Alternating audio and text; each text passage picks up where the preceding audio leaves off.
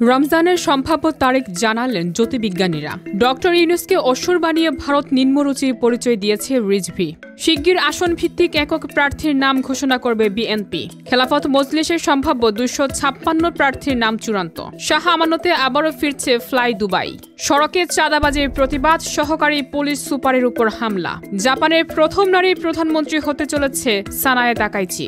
রমজানের সম্ভাব্য তারিখ জানালেন জ্যোতির্বিজ্ঞানীরা। সংযুক্ত আরব আমিরাতের জ্যোতির্বিজ্ঞান সংস্থার প্রাথমিক হিসাব অনুযায়ী পবিত্র রমজান মাস শুরু হবে 2026 সালের 19 ফেব্রুয়ারি বৃহস্পতিবার। এর অর্থ ঠিক 139 দিন পর পবিত্র রমজান মাস শুরু হবে। প্রতিটি দেশের ধর্মীয় কর্তৃপক্ষ এবং চাঁদ দেখা কমিটি তাদের নিজস্ব পদ্ধতি অনুসারে রমজানের শুরু ঘোষণা করবে। ইসলামিক ক্যালেন্ডার চন্দ্রচক্র অনুসরণ করে প্রতিটি মাস শুরু হয় নতুন অর্ধচন্দ্র দেখার পর থেকে। দুর্গাপূজায় ডক্টর ইউনূসের মুখাকৃতি দিয়ে অসুর বানিয়ে ভারত নিম্নরুচির পরিচয় দিয়েছে বলে মন্তব্য করেছেন বিএনপির সিনিয়র যুগ্ম মহাসচিব রুহুল কবির রিজভী। তিনি বলেন, আমরা দেখতে পেলাম যে ভারতীয় ডক্টর ইউনূস সহ আরও কয়েকজন বিশ্ব নেতার মূর্তি বানানো হয়েছে। এগুলো অত্যন্ত নিম্নরুচির পরিচয়। এটা একেবারে একটা অপসংস্কৃতির পরিচয়। ভারতে আমরা শুনেছি সংগীত শিল্পকলার এত চর্চা হয়, সেই দেশ এত নিম্নরুচির পরিচয় দেবে এটা আমরা কল্পনা করতে পারি না। জিয়া উদ্যানী অ্যাসোসিয়েশন অফ ইঞ্জিনিয়ার্স বাংলাদেশ অফের নবগঠিত কমিটির নেতাদের পক্ষ থেকে জিয়াউর রহমানের সমাধিতে শ্রদ্ধা নিবেদন ও ফাতিহা পাঠ শেষে এমন মন্তব্য করেন তিনি। শিগগির আসন ভিত্তিক একক প্রার্থীকে গ্রিন সিগন্যাল দিতে যাচ্ছে বিএনপি, তবে কোনো একক প্রার্থীর নাম ঘোষণা করা হবে না। এই গ্রিন সিগন্যাল দিতে গিয়ে বিপাকে পড়েছে হাইকমান্ড। চাঁদাবাজি ও অতীতের নানা অপকর্মের সঙ্গে যুক্ত থাকায় বাদ পড়েছেন অনেকে। ক্লিন এবং ফ্রেশ রেখে প্রার্থীকে গ্রিন সিগন্যাল দিতে চায় বিএনপি। স্থায়ী কমিটির সদস্য সালাউদ্দিন আহমেদ বলেছেন, আসন্ন জাতীয় সংসদ নির্বাচনকে সামনে রেখে প্রতিটি আসনে একক প্রার্থী চূড়ান্ত করার কাজ করছে বিএনপি। শিগগির একক প্রার্থীর নাম ঘোষণা করা হবে। খেলাফত মজলিসের সম্ভাব্য 256 প্রার্থীর নাম চূড়ান্ত। দলীয় প্রতীক দেয়াল ঘড়ি।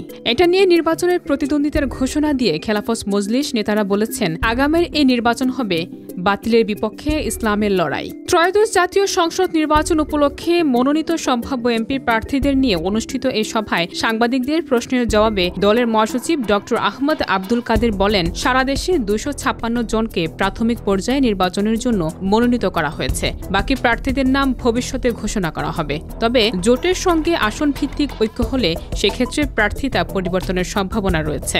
দলের যুগ্ম মহাসচিব মোন্তাসির আলী বলেন, জেলা, উপজেলা, ইউনিয়ন ও ইউনিটের ভোটারদের মধ্যে জনমত গড়ে তুলতে হবে। তিনি নেতাকর্মীদের প্রতি আহ্বান জানিয়ে বলেন, আপনারা সবাই মিলে মানুষকে সংগঠিত করে ভোট ডাকাতির পথকে চিরতরে বন্ধ করে দেওয়ার ব্যবস্থা গ্রহণ করবেন। প্রায় 10 মাস বন্ধ থাকার পর আবারও এই বিমানবন্দর থেকে ফ্লাইট পরিচালনা করেছে আরব আমিরাত ভিত্তিক এয়ারলাইন্স ফ্লাই দুবাই। বিদেশি এই এয়ারলাইন্স জানিয়েছে, চট্টগ্রাম থেকে প্রতিদিন একটি করে সপ্তাহে 7টি ফ্লাইট পরিচালনা করবে তারা। বিমানবন্দর কর্তৃপক্ষ জানিয়েছে, আগামী 26 অক্টোবর থেকে আবারও ফ্লাই দুবাইয়ের ফ্লাইট শুরু হবে। সেপ্টেম্বরের শুরুতে ওমান ভিত্তিক সালাম এয়ার শাহ আমানত আন্তর্জাতিক বিমানবন্দরে ফ্লাইট অপারেশন চালু করেছে। এতে আন্তর্জাতিক রুটে যাত্রী পরিবহনে আবারও গতি বাড়ছে।